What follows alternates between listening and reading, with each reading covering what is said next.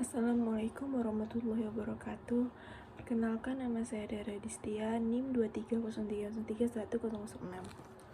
Di sini saya akan mempresentasikan dari buku Estuarine and Marine Pollutant dari bab 6 sampai bab 10.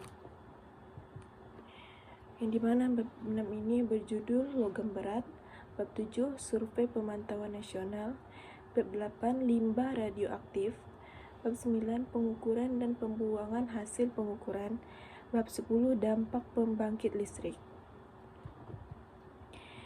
Yang dimana bab 6 ini diantara kontaminan yang paling banyak diteliti di lingkungan estuari dan laut adalah logam berat, yaitu sekelompok unsur dengan logam atom berkisar antara 63.546 hingga 2.590 dan memiliki distribusi elektron yang serupa pada kulit terluarnya, misalnya tembaga, seng, kadium.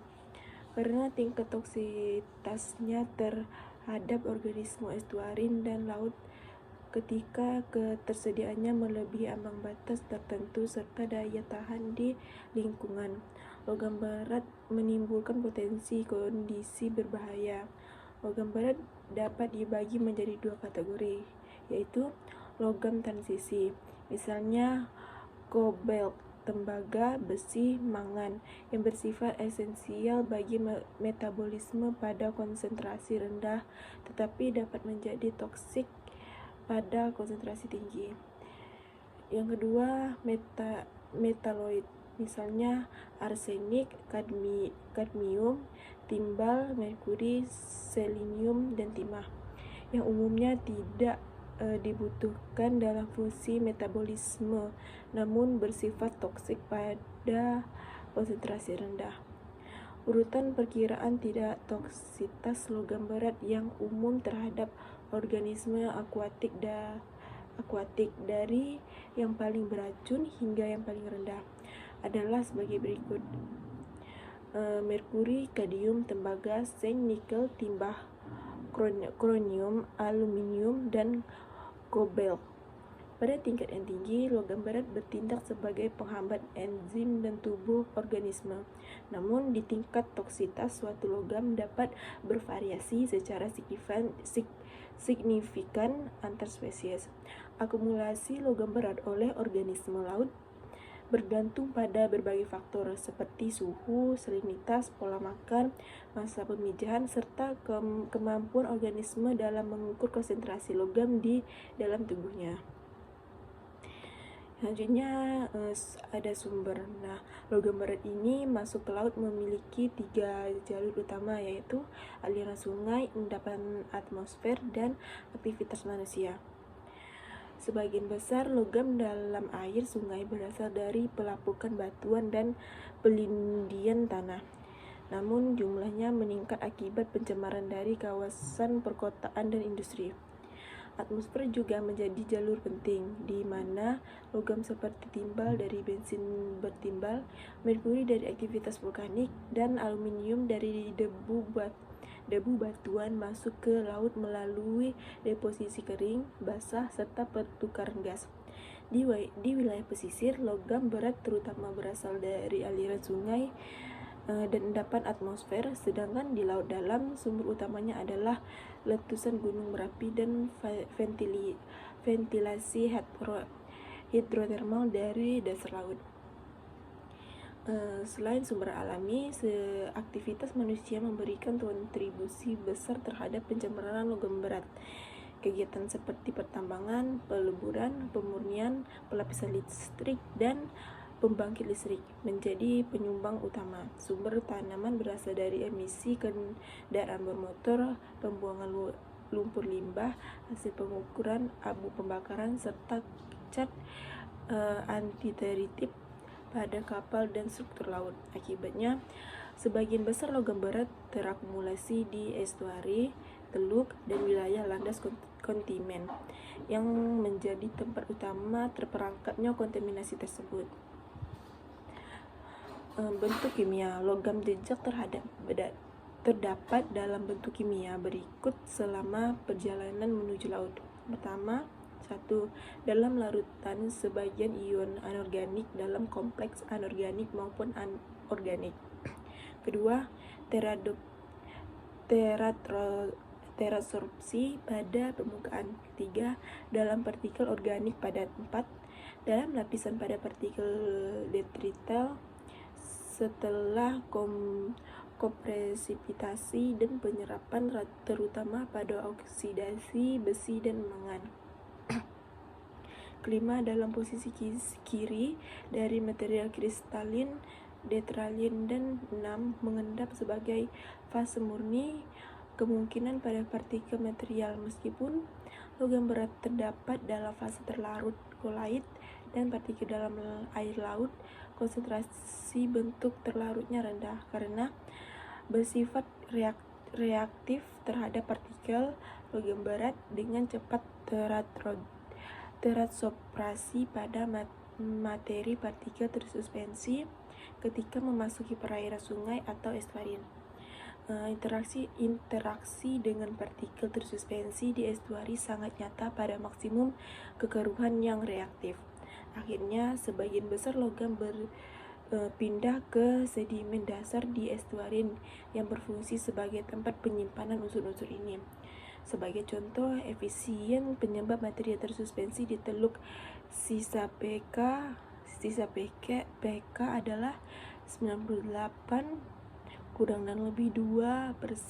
Oleh karena itu, hanya sebagian kecil logam yang lolos ke perairan pesisir dari sistem ini. Secara umum, dari 90% material partikel yang diangkat oleh sungai mengendap di daerah estuarin di lautan pesisir. Distribusi dan pergerakan logam berat di estuari dikendalikan oleh proses fisik dan geokimia. Logam berat yang menempel pada sedimen dapat tersuspensi kembali ke air selama badai atau arus kuat, kemungkinan mengendap dari dasar melalui sirkulasi air. Selama pencemaran di estuarin, logam berat dapat mengendap, menempel pada partikel atau diserap oleh organisme. Logam berat juga mengalami daur ulang. Sebagian mengendap bersama partikel, namun dapat terlepas kembali ke air melalui pelarutan atau oksidasi. Organisme seperti fitoplankton, zooplankton, atau fauna bentik berperan penting dalam siklus ini. Fitoplankton menggunakan logam untuk enzim, sedangkan fauna dasar membantu mengendapkan ke sedimen melalui sisa tubuh atau feses. Sedimen dasar laut berperan besar dalam mengatur siklus logam berat karena mengandung 3-5 kali lebih banyak logam dibandingkan air di atasnya. Oleh sebab itu, meski hanya sebagian kecil logam dari sedimen yang tersedia secara biologis, pengaruhnya tetap signifikan terhadap keseimbangan logam di ekosistem estuarin. Pertama, 1. Mobilitas logam ke air interstisal dan spesiasi kimianya. Yang kedua, transformasi logam. Ketiga, pengendalian oleh komponen utama sedimen, misalnya oksida, besi, dan bahan organik. Tempat logam cenderung terikat. Keempat, kompetisi antara logam sedimen untuk tempat penyerapan dalam organisme. Kelima, pengaruh bioturbasi, salinitas, dekors, atau pH terhadap proses-proses tersebut. Ketersediaan hayati dan bioakumulasi. Organisme estuarin dan laut dapat mengakumulasikan logam berat dari lingkungan melalui berbagai jalur, seperti makanan, partikel tersuspensi, sedimen dasar, air interstisial, dan air laut terlarut. Pada invertebrata, penyebaran logam terjadi melalui air dan makanan, sedangkan pada ikan melalui makanan, minuman, dan insang. Proses akumulasi ini dipengaruhi oleh berbagai faktor fisikokimia seperti suhu, salinitas, konsentrasi logam terlarut, dan keberadaan logam lain, serta faktor biologis seperti kondisi nutrisi, siklus hidup, dan permeabilitas tubuh.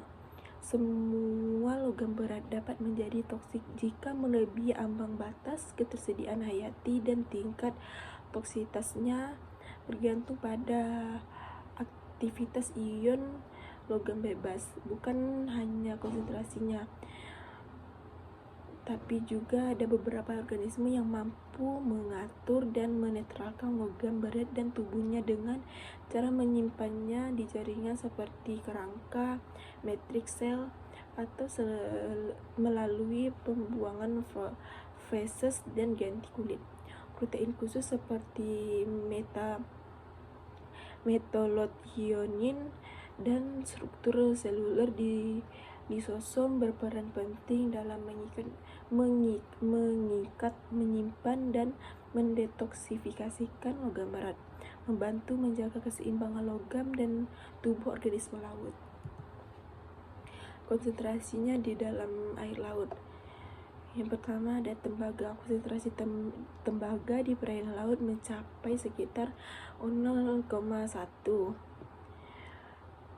Tingkat yang lebih tinggi yaitu 0,2 hingga 100 ditemukan di estuari.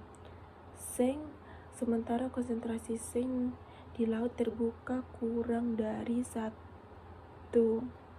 Tingkat yang lebih tinggi terjadi di estuari dan perairan pesisir. Kadmium. Konsentrasi kadmium di laut terbuka berkisar antara sekitar 0,2 hingga 60 dengan nilai terendah 0,1 hingga 10 Ng. Umumnya terjadi di daerah subtropis dan pusaran sentral. Merkuri.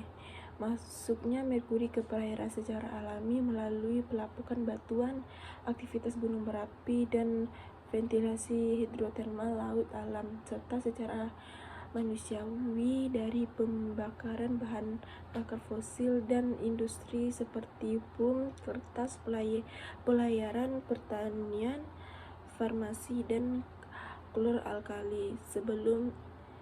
Sebelum 1980, konsentrasi merkuri di laut terbuka sekitar 0,001 hingga 0,004. Meningkat di perairan pesisir di Muara. Kasus kontaminasi tertinggi ditemukan di muara Sungai Tagus 80 Ng per 1, Tuluk Minamata 50 hingga 70 Ng per 1, dan New York Break 10 hingga 90. Banyak muara menjadi penampungan merkuri karena logam ini mudah menempel pada partikel tersuspensi mengendap di dasar laut. Timbal. Kadar timbal di permukaan Atlantik Utara dan Pasifik Utara berkisar 5-50 Ng per 1, namun menurun tajam di perairan dalam. Atlantik Utara memiliki kadar lebih tinggi karena pencemaran dari pantai timur Amerika Utara, sedangkan Pasifik Selatan memiliki kadar jauh lebih rendah sejak 1981 hingga 1989. Kadar timbal di Atlantik Utara turun 50% akibat pengukuran penggunaan bensin bertimbal. Di muara dan pesisir, kadar timbal bisa 10 kali lebih tinggi dibandingkan laut terbuka, terutama karena aktivitas manusia seperti pertambangan, pelabuhan, emisi kendaraan, dan industri daur ulang produk bertimbal. Timah. Konsentrasi timah anorganik di laut terbuka berkisar antara 0,003 hingga 0,008 Ug per 1, namun meningkat 10 hingga 100 kali lebih tinggi di perairan pantai dan muara, terutama di daerah yang menerima buangan industri seperti penyamakan, pembuatan kaleng timah, dan peleburan. Timah anorganik dengan cepat menempel pada partikel tersuspensi dan mengendap di dasar laut. Senyawa anorganik khususnya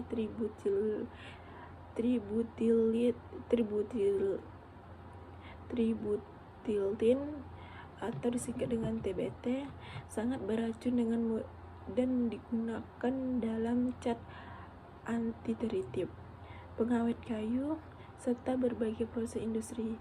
TBT telah menjadi pencemaran yang luas di perairan, muara, dan laut, dengan kadar berkisar dari kurang 1 Ng per 1 di daerah bebas perahu hingga lebih dari 600 Ng per 1 di sekitar marina. Senyawa ini cenderung terkonsentrasi di lapisan permukaan air pada partikel tersuspensi dan sedimentasi dangkal, seperti terurai menjadi bentuk lain melalui aktivitas mikroorganisme dan paparan sinar ultraviolet. Arsenik terdapat dalam berbagai bentuk kimia, terutama arsenit, AS, arsenat, AS, dan arsenical termetilasi. Di laut terbuka, konsentrasi arsenik hingga 1 hingga 2. Meskipun tingkat arsenik yang serupa diamati di banyak muara, nilainya kadang-kadang melebihi 100 di perairan yang menerima limbah tambang atau hubungan industri. Selenium terdapat dalam berbagai tingkat oksidasi dan bentuk kimia yang berada dalam satu tingkat oksidasi, misalnya organik dan anorganik di perairan alami, dengan 3 spesies terlarut: selenit,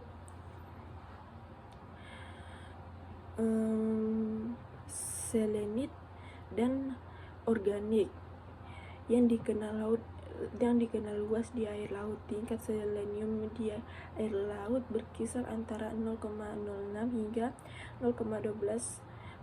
Nilai yang serupa juga tercatat di perairan muara dan laut pesisir. Pengukuran yang lebih tinggi paling jelas terlihat di sekitar Buangan Estuari. Bab 7. Survei Pemantauan Nasional. Program ini mencakup proyek seperti Estuarine Mollusks Project US, Mussel Watch, and NOAA National Status and Trends Program, yang memantau bahan pencemaran seperti pestisida, PCB, dan DDE pada organisme laut dan sedimen. Program EMAP dari USEPA juga melakukan pemantauan serupa dengan metode acak pada sekitar 800 lokasi setiap tahun. Data jangka panjang dari program-program tersebut sangat berharga untuk menilai kualitas lingkungan laut dan pesisir secara nasional, memantau sumber daya biologis seperti karang dan ikan, serta memahami variasi alami dan tren pencemaran. Data ini juga dapat digunakan sebagai referensi jika terjadi tumbuhnya atau dampaknya antropogenetik di masa depan. Program status dan tren nasional. Program status dan tren nasional dari National Oceanic and Atmospheric Administration atau disingkat dengan NOAA merupakan survei pemantauan paling komprehensif terhadap perairan pesisir Amerika Serikat, yang terdiri dari 4 komponen utama, yaitu proyek pengawasan bentik, proyek pengawasan kerang, survei dan penelitian efek biologis, serta penilaian tren historis. Proyek pengawasan bentik bertujuan untuk mengukur konsentrasi kontaminasi kimia seperti hidrokarbon aromatik, hidrokarbon terkolonisasi, dan logam jejak dalam sedimen dan ikan besar di lokasi teluk perkotaan dan non-perkotaan, menentukan prevalensi penyakit seperti neoplasia dan erosi sirip, serta mengakumulasikan tren temporal dari parameter tersebut.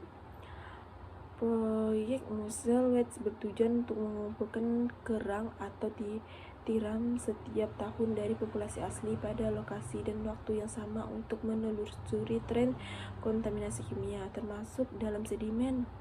Sampel Mollusca bivalvia diperiksa untuk kontaminan yang sama seperti pada ikan dasar serta untuk radionuklida seperti dasar dimonitor karena fungsi sebagai tempat penampungan kontaminasi kimia. Sementara ikan dasar digunakan sebagai indikator populasi lokal yang andal. Moluska bivalvia seperti karang dan tiram dipilih sebagai indikator kualitas lingkungan karena kemampuannya mendeteksi kontaminasi perairan. Proyek Pengawasan Bentik Nasional. Proyek Nasional Pengawasan Bentik atau disingkat dengan NBSP yang dimulai pada tahun 1994 oleh NOAA merupakan kerjasama antara National Marine Fisheries Service dan National Ocean Service untuk memantau pencemaran kimia di perairan pesisir Australia. Program ini meneliti kadar kontaminasi seperti PCB, hidrokarbon aromatik, pestisida organik, klorin, dan logam berat dalam sedimen serta jaringan ikan dasar laut di 60 lokasi sepanjang pantai Atlantik, Teluk Meksiko, dan Pasifik. NBSP juga mencatat kondisi patologis pada ikan seperti lesi eksternal dan kerusakan organ untuk penilaian hubungan antara kontaminan dan dampak biologis karena ikan bergerak di area luas. Data dari jaringan ini memberikan gambaran yang lebih representatif tentang tingkat pencemaran dibandingkan hanya dari sedimen. Hasilnya digunakan sebagai indikator paling dalam menilai tingkat degradasi lingkungan laut. Proyek Pengamatan Karang. Proyek Mussel Watch NOAA yang dimulai dari 1990 ini memantau kontaminasi kimia dari sedimen dan jaringan remis serta tiram dari lebih 240 lokasi sepanjang pantai Amerika Serikat termasuk Hawaii. Tujuannya untuk menilai kondisi saat ini dan tren jangka panjang kontaminan organik dan non-organik seperti pestisida, PCB, PAH, dan logam berat.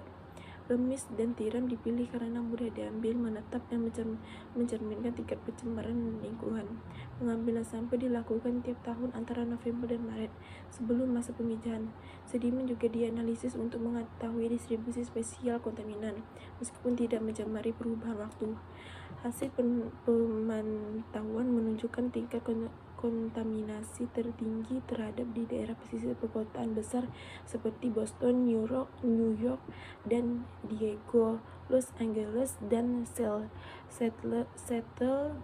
Secara umum, sedimen berlumpur menunjukkan kadar polutan lebih tinggi dibandingkan sedimen berpasir. Data dari proyek ini menjadi dasar penting untuk memahami pola tingkat pencemaran di perairan pesisiran Australia. Bab 8. Limbah radioaktif. Radioaktif menunjukkan proses di mana suatu radionuklida mengalami disintegrasi spontan atau penyeluruhan dari inti tidak stabilnya dengan memancarkan satu atau lebih radiasi dan membentuk nuklida anak. Radiasi yang dipancarkan dari suatu zat radioaktif dapat berupa partikel, yaitu partikel alfa, beta, dan neutron, atau gelombang elektromagnetik, yaitu sinar gamma dan sinar X. Partikel dan sinar ini memiliki energi yang sangat cukup tinggi sehingga menghasilkan pasangan ion bermuatan positif dan negatif ketika menembus materi, sehingga disebut sebagai radiasi pengion.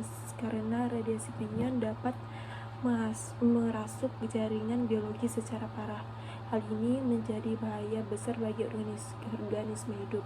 Partikel alfa terdiri dari 2 proton dan 2 neutron. Partikel bermuatan positif ini bergerak relatif lambat, memiliki massa besar dan sangat megion ketika melewati jaringan biologis. Namun partikel ini memiliki daya tembus yang rendah. Partikel beta memiliki daya tembus yang rendah besar dibandingkan partikel alfa. Terbentuk selama proses perubahan neutron menjadi proton. Partikel kecil bermuatan ini dikeluarkan dari inti atom radioaktif. Partikel beta bermuatan negatif disebut negotron, sedangkan partikel beta bermuatan positif disebut positron neutron lebih sering dipancarkan dari radionuklida dibandingkan positron. Partikel neutron dapat dihasilkan secara alami di atmosfer melalui integrasi sinar kosmik serta secara antropogenik selama reaksi fisi di reaksi nuklir dan di lokasi ledakan nuklir. Sumber radiasi pengion. Seperti yang disampaikan yang tadi, radionuklida berasal dari sumber antropogenik dan sumber latar belakang alami. Sumber antropogenik radiasi pengion di laut terutama terkait dengan pembangkitan tenaga nuklir, pengujian sentara nuklir di masa lalu, proyek-proyek yang berhubungan dengan militer, dan pembuatan langsung limbah radioaktif. Radiasi latar belakang alami disebabkan oleh radionuklida, kosmogenik, dan primordial. Radionuklida kosmogenik terbentuk melalui interaksi antara sinar kosmik primer dengan materi di atmosfer dan di perairan bumi. Antropogenetik radioaktivitas. Di lingkungan muara dan pesisir laut, berbagai macam organisme mengakumulasikan radionuklida dari berbagai tahap siklus bahan bakar nuklir. Penggunaan radioisotop dalam bidang pertanian, industri medis, dan ilmiah juga dapat berkontribusi pada kumpulan radionuklida buatan, dan lingkungan ini mempengaruhi komunitas biotik. Limbah radioaktif dihasilkan pada beberapa tahap dalam siklus bahan bakar nuklir, terutama pada penambangan uranium, penggilingan sulfesi, penggayaan fabrikasi bahan bakar, operasi pembangkit listrik tenaga nuklir, dan pemrosesan ulang. Limbah tersebut dapat dibentuk padat, cair, atau gas dan diklasifikasikan berdasarkan konsentrasi serta potensi bahaya dari bahan radioaktif yang dikandungnya. Radioaktif latar belakang alami. Lingkungan muara dan laut selain dipengaruhi oleh sumber radioaktif antropogenik secara tak terhindarkan juga terpapar oleh radioaktivitas latar belakang alami yang diukur dalam sistem satuan internasional, yaitu Becquerel atau BQ, Gray disingkat dengan GY, dan Seyfert disingkat dengan SV. Seperti disebutkan sebelumnya, radiasi latar belakang mengalami disebabkan oleh radionuklida kosmogenik, sinar gamma terestrial dari radionuklida alami, dan radioaktivitas internal, terutama kalium-40 K. Radioaktivitas dari semua radionuklida alami dalam air laut berjumlah sekitar 750 dpm per 97%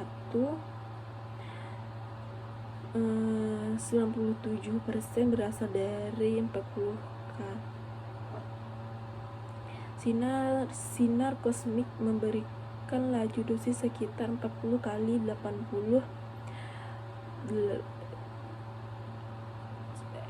SF per jam di permukaan air, yang menurun menjadi sekitar 5 kali 10 pangkat 9 SF per jam pada kedalaman 20 cm. Laju dosis kosmik menurun lebih jauh pada kedalaman yang lebih besar menjadi dapat diabaikan di bawah 100 meter. Jenis limbah radioaktif yaitu ada limbah tingkat tinggi. Limbah ini adalah perakitan bahan bakar yang dibuang setelah menjalani masa pakainya di reaktor nuklir. Kedua ada limbah transuranik. Limbah ini dihasilkan terutama dari proses daur ulang bahan bakar reaktor pertahanan yang telah digunakan, pembuatan plutonium untuk memprediksi senjata nuklir dan pembuatan bahan bakar pollution untuk digunakan di reaktor tenaga nuklir. Ketiga, limbah tingkat rendah. Limbah ini mengandung kurang dari 370 BQ per G kontaminan transuranik radionuklida di lingkungan muara dan laut. Radionuklida di lingkungan estuari dan laut mengalami penyebaran, pemecahan, dan pengendapan melalui interaksi fisik, kimia, serta biologis dengan perilaku kimiawi mirip unsur stabilitasnya seperti 90 Sr menyerupai kalsium dan 137 CS menyerupai kalium. Setelah masuk ke perairan, radionuklida menyebar melalui difusi dan melekat pada partikel tersuspensi melalui proses adsorpsi, presipitasi, dan pengendapan gravitasi. Sebagian besar radionuklida akhirnya mengendap di dasar laut sebagai tempat penumpukan utama. Sedimen dasar berperan penting karena detritus yang mengandung radionuklida dapat dimakan oleh organisme dasar, sehingga zat radioaktif masuk ke rantai makanan. Aktivitas organisme dasar dan arus laut dapat mengaduk sedimen, menyebabkan radionuklida tersuspensi dan berpindah lokasi. Radiasi pada organisme estuari dan laut. Paparan radiasi pada organisme estuari dan laut menimbulkan berbagai efek tergantung pada dosis total, dosis, jenis radiasi, dan lama paparan. Efek tersebut dapat berupa perubahan genetik, perubahan fisiologis seperti gangguan sistem homeostatik dan reproduksi, pertumbuhan abnormal, kanker, hingga kematian. Bab 9. Pengukuran dan pembuangan hasil pengukuran. Korps Insinyur Angkatan Darat Amerika Serikat atau disingkat dengan ACOE melakukan pengukuran sedimen setiap tahun untuk menjaga jalur air tetap dapat dilayari dengan jumlah mencapai ratusan juta meter kubik. Sebagian besar hasil pengukuran dibuang ke laut, sementara sisanya digunakan untuk pengisian pantai, restorasi lahan basah, atau proyek pembangunan. Pengukuran dapat menimbulkan kerusakan seperti penghancuran habitat dasar laut, penurunan kualitas air, dan kematian organisme bentik. Namun pengukuran juga memiliki manfaat seperti peningkatan sirkulasi air, memperbaiki produktivitas ekosistem, serta menyediakan sedimen untuk mengisi pantai. Penilaian dilakukan melalui uji biologis dan analisis kimia untuk memastikan keamanan lingkungan. Jika sedimen sangat tercemar, material tersebut biasanya ditempatkan di area berenergi rendah dan ditutup dengan lapisan sedimen bersih agar kontaminannya tidak menyebar. Lokasi pembuangan yang diperbolehkan idealnya adalah daerah dengan produktivitas biologis rendah dan arusnya lemah. Dampak pengukuran. Pengukuran menyebabkan kerusakan habitat bentik dan kematian organisme dasar laut akibat pengangkatan sedimen dengan proses pemulihan yang bisa memakan waktu lebih dari 1 tahun. Kegiatan ini meningkatkan keruhan air, mengurangi cahaya, menurunkan produktivitas primer, serta dapat melepaskan nutrien seperti nitrogen dan fosfor yang memicu eutrofikasi. Bab 10. Dampak pembangkitan listrik. Pembangkitan listrik dengan sistem pembandingan terbuka sekali lewat memerlukan air dalam jumlah besar, sehingga biasanya dibangun di daerah muara atau pesisir. Baik pembangkit berbahan bakar fosil maupun nuklir menghasilkan panas buangan yang besar, lebih dari 60% energi panas terlepas ke lingkungan. Hal ini menyebabkan peningkatan suhu perairan sekitar, mengubah komposisi dan keanekaragaman spesies, seperti memicu kematian organisme akibat kejutaan suhu. Selain panas, pembangkit juga melepaskan bahan kimia seperti klorin dan tembaga yang dapat mencemari air dan membahayakan biota.